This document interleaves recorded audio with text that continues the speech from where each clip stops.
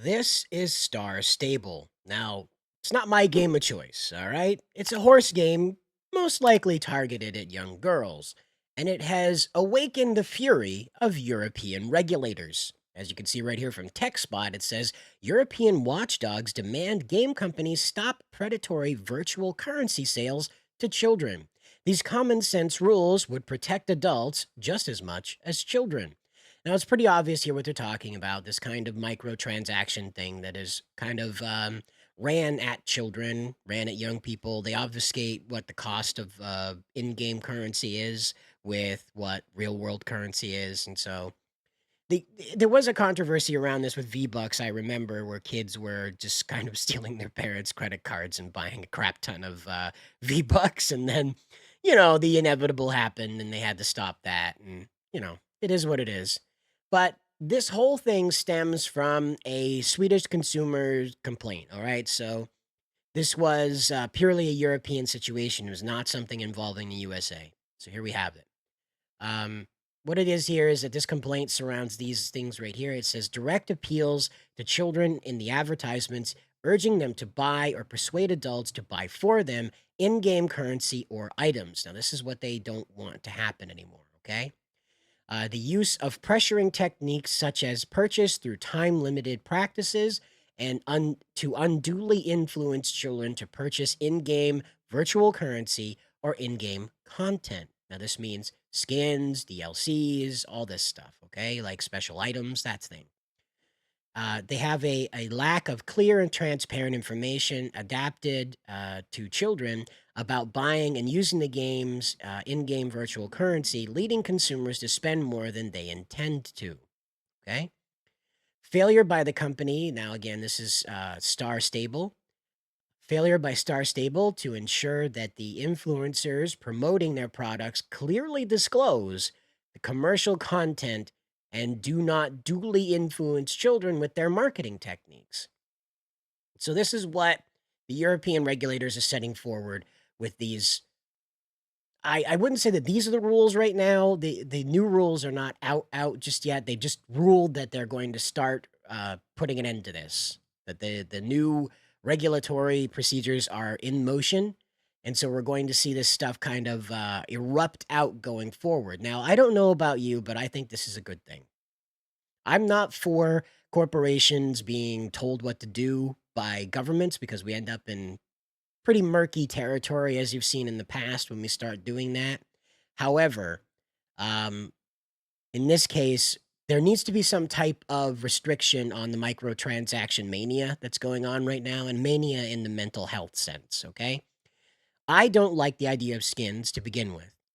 It's neat and all. It's like a variant cover for a comic book. I'm just not that guy. You might be a skin collector. For me, I think it's rather ridiculous. I'm just one of those people. I don't think you're a bad person if you're into skins, okay? Just to make that very clear, all right? I do, however, have a problem with this microtransaction thing. I think it's quite predatory, as the article explained when we were talking about this. These kinds of, I don't know, these pointless modifiers to the game. These loot boxes that EA was so famous for that really didn't do anything. They just sort of gave you weapons that should have been available, armor that should have been available, that sort of thing. Then we find out you end up having to buy all this DLC stuff in order to fully get the whole game, as opposed to bits and pieces of it that were kind of interesting, but really only meant to drive you to buy more skins and to buy the DLC to get the whole game. Hold it! It looks like 73% of you watching this aren't subscribed. Time to click that button. You know where to find it. And this is what the European Trade Commission has set out to do something about. They've set out to make sure that when we go out and we buy these games and we put in place these expectations of what we're going to get out of it, I guess, we should not be pressured into, I don't know, upping those expectations on based on currency, like spending money to get more out of the game. Once you buy the game, it's kind of should be there already. Granted, these new rules are likely not going to stop microtransactions. They're only going to make them a bit more obvious, okay? In my opinion, they should stop completely. If you can't make money off the game when you sell it, then sorry, I guess your games suck. You put too much money into the development. This is a big problem. A lot of what drives these microtransactions, let's kind of cut to the chase here. What drives these microtransactions is the cost of production on these games, okay? So they have to make their money back somehow on this stuff, and the initial sale of the game is not where they're gonna get that. The merch won't even get them that because a lot of these things don't make merch.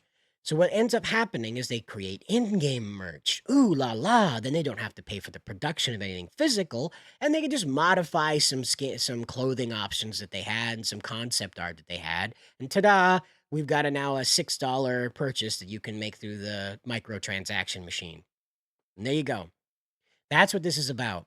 You got Assassin's Creed Shadows, you got things like Concord, you got all these other games that are trying to do this single player experience where you are alone, but you're expected to buy things in order to enhance your gaming experience. Like, try to wrap your head around that one, right? You're not even going to show off this skin to any of your friends because this is a game you don't play online. It's not online at all. So you, in the privacy of your living room or wherever your gaming station is, in your underwear, are enjoying all these wonderful skins that nobody else can see. How about that one? Huh? How about that one? Try to put that one together, like the psychology behind that. I did, but it works apparently. People just buy that right up. But all this is going to do, these laws from the European Trade Commission, these regulations, they're just going to make sure that these things are more obvious to us. They're not going to change what they do.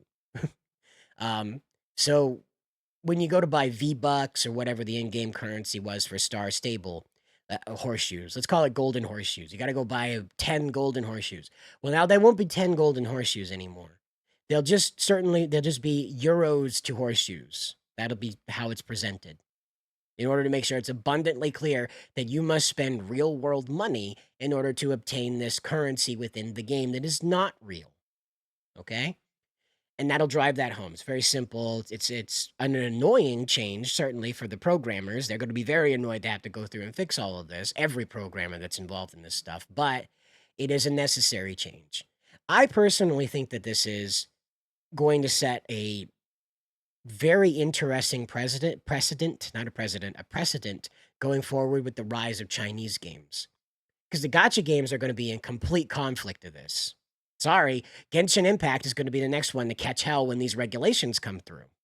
EA, Ubisoft, Microsoft, all these major publishers are going to end up in this same, bucket of trouble because they're all exploiting this stuff right now. So you and me out here in consumer land, we're about to get a break. But these corporations, they're not, it's not like going forward, they stop doing this. They have to make the games they have right now stop doing this, which means they have to be huge programming changes, huge patches, huge changes to how they market this stuff. Bang, just like that. I don't know about you guys. You're going to have to let me know what you think down in the comments below on this one. But in all honesty, this is the right motion to go in. I said before, I don't like the idea of having governments telling corporations what to do because you get into trouble that way. It always leads somewhere bad. But for right now, this particular instance, putting a cap on microtransaction mania, probably a good thing. Kind of like seat belts and windshield wipers is just one of those necessary rules to tell the companies to include, right? Please, Mr. Corporation, remind the children that the money's real. Stop preying on children so hard. Maybe you can draw it back to maybe 100% as opposed to 200% preying on children to get this stuff done. I don't know. You'll have to let me know what you think down in the comments below. And as always, guys, good luck out there.